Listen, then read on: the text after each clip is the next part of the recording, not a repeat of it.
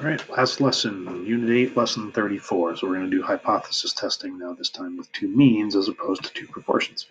So just like the last section when we were comparing two different proportions, this one we're just going to compare two groups with means.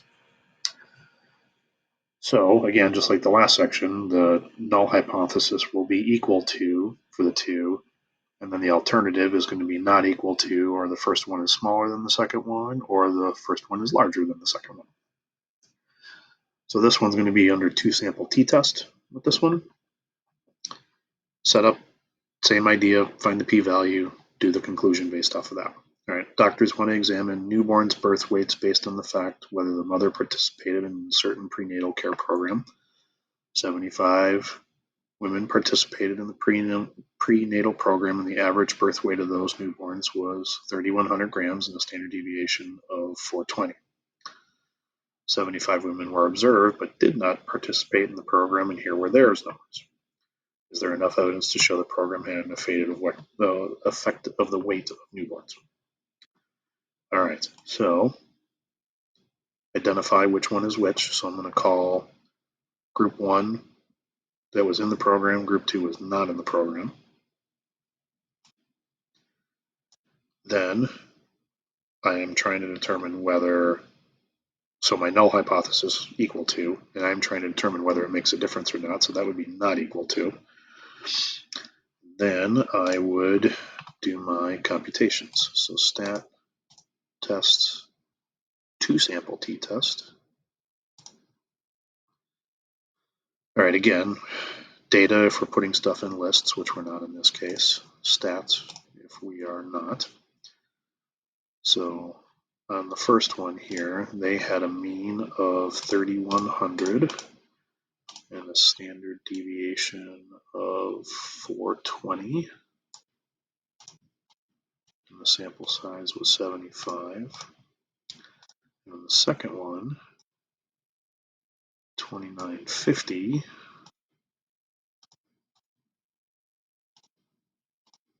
Standard deviation 425. Sample size again was 75. Those two samples do not need to be the same, by the way. They just happen to be in here. And we are doing a not equal to. Pooled, you will leave as no. And then hit calculate.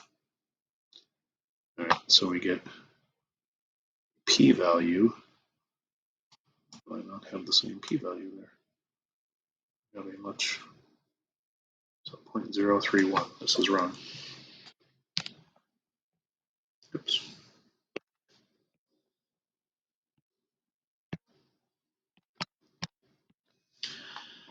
It's actually not going to affect the answer, but that number was wrong.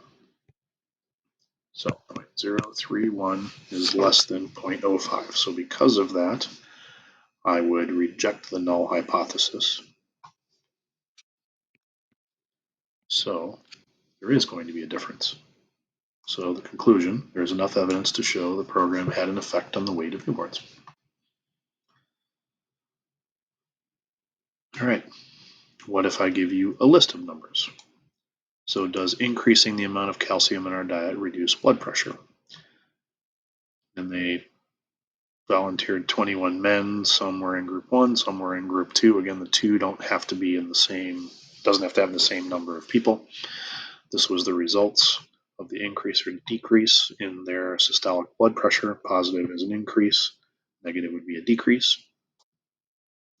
So do the data provide sufficient evidence to conclude that the calcium supplement reduces blood pressure? Okay, so group 1 I called 1, group 2 I called 2. You can flip-flop those if you want to. So I want to do equal to for this, and is group 1 below group 2? Okay, because remember, we're looking for more negative numbers.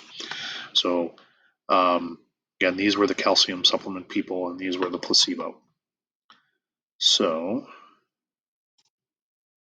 just like before, you need to take and put your numbers into L1 and L2, which I did. Hit pause if you want to try it. Then go back to stat tests, number 4. Go over to data. L1, L2, both of those should stay 1. We are doing, in this case, less than. Leave that for pooled as no. Calculate. 0.969. Yeah, I'm slightly off again on that. I might have typed one number wrong, but still, I'm not going to make a difference on this. So in any case, that number, whether it's 0.969 or 0.936, is going to be greater than that. So therefore, we failed to reject.